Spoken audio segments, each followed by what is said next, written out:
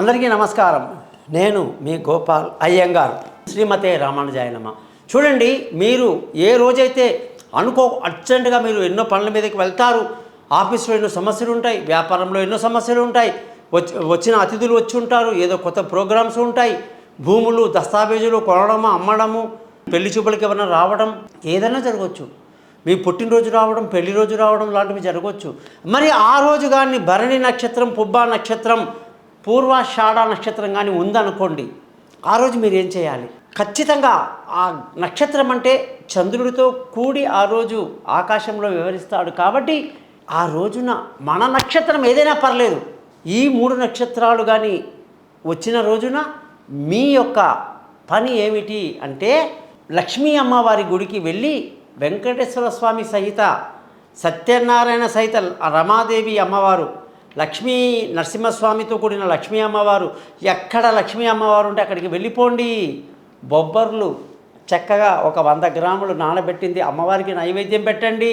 మీరు అక్కడ కూర్చొని ఆ రోజు ఈ నక్షత్రాలు 3 కూడా శుక్రగ్రహానికి సంబంధించింది. మరి శుక్రగ్రహం అంటే ఆయన ఏం చెప్తే అదంతా జరిగిపోతుందండి.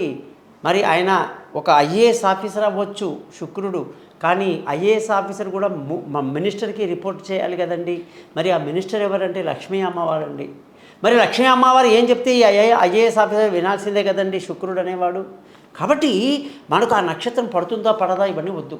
మీరు ఆ రోజు అమ్మవారి దగ్గరికి వెళ్ళి బొబ్బర్లు చక్కగా పెట్టేసి, ఈ నక్షత్రం రోజున అమ్మా నన్ను రక్షించు, ఈ పనంతా ఇవాళ సక్సెస్ఫుల్గా అవ్వాలి, నేను అనుకున్న పనులు అనుకున్నట్టు జరగాలి అని చెప్పి మొక్కుకొని, హిమకుంద మృణాలాభం దైత్యానాం పరమం గురుం సర్వశాస్త్ర ప్రవక్తారం భార్గవం ప్రణమామ్యం అని చదువుతూ చక్కటి లక్ష్మీ అమ్మవారి మంత్రాలు ఏముంటాయండి?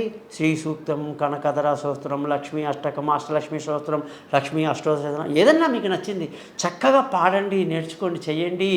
ఆ రోజు మీరు ఏ పని మీద వెళ్ళినా కూడా ఆ నక్షత్రాలు మీకు పడకపోయినా సరే మీ జాతకానికి లక్ష్మీ అమ్మవారి యొక్క అనుగ్రహం వల్ల శుక్రుడు అమ్మవారి మాట విని, ఒరేయ్ నాయనా నా భక్తుడు వచ్చాడు, ఈ రోజు నీ నక్షత్రం శుక్రుడా, మరి నీ అతిదేవతను నేను కదా, మొక్కాడు, బొబ్బర్లు పెట్టాడు, మంత్రాలు చదువుతున్నాడు, ఇతనికి ఈరోజు ఏ పనైనా సరే బ్రహ్మాండంగా జరగాల్సిందే అని చెప్పేసి అమ్మవారు చెప్పడం, శుక్రుడు అనుగ్రహించడం, మీకు సక్సెస్ అనేది గ్యారంటీగా ఉంటుంది. కాబట్టి నేను చెప్పింది చేయండి.